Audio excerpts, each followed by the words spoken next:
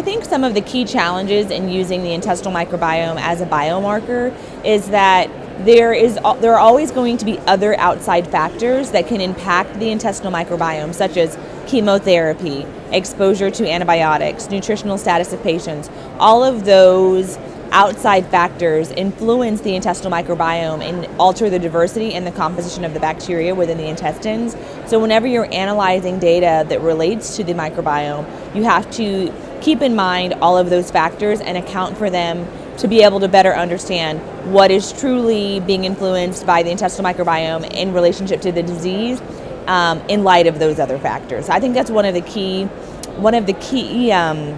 things that have to be considered in this type of research.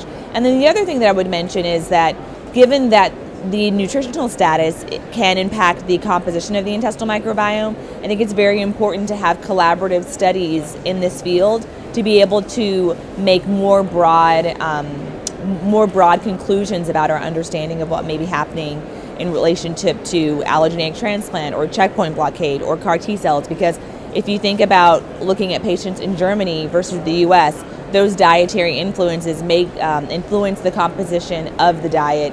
May influence the composition of the intestinal microbiome. So I think that's very important to be able to look not only for composition, but potential metabolite and pathway changes that are more broadly applicable for many patients.